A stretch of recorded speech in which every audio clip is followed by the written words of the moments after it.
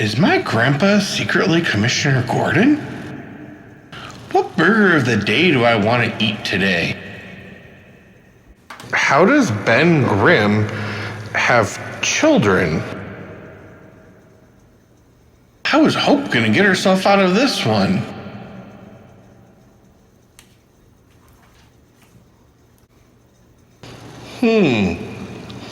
Let's have a conversation.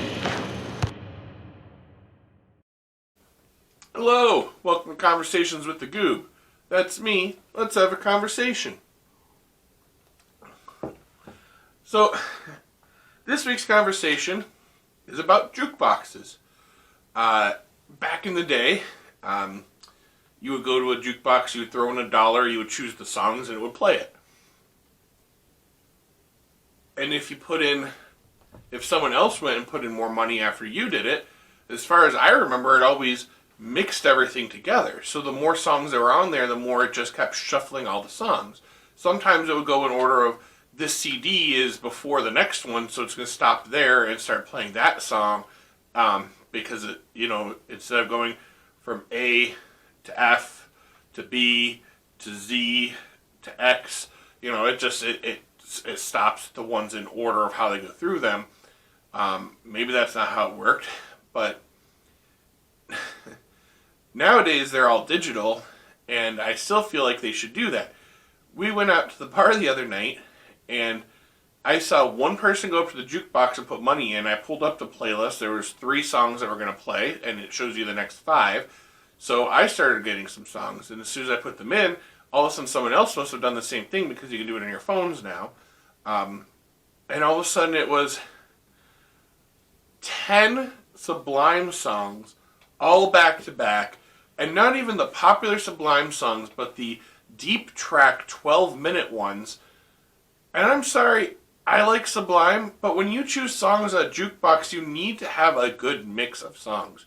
My personal opinion on this is you choose 10 songs, they should be at least 10 different bands. At least 5 different bands, 2 songs from each band, and don't play them back to back, put them 5 and then 5. That would be okay. But all the same band, as much as I like certain bands, I don't want to listen to just that over and over and over again, especially when it's like it was 8 minutes of the Sublime of a guitar solo, and like I said, it wasn't even like the good popular ones. It was the ones that were deep tracks that, sorry, but not every song on a CD is a hit. Even Foo Fighters, I love Foo Fighters, but I don't love every single song on their newest album, Medicine at Midnight. I love a lot of them, but there's a couple that I don't listen to. I'll skip it to the next song. So it was a little annoying that those ones got put in right before mine, and then they left, and we're stuck listening to their playlist, and the bar was closing. They decided to close early because it was a slow night, so they didn't even get to my songs.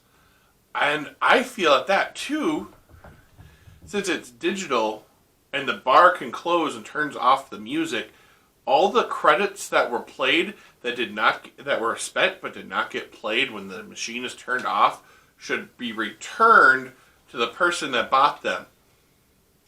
I mean, doesn't that sound fair? I put 18 credits in there and didn't get to hear a single one of my songs.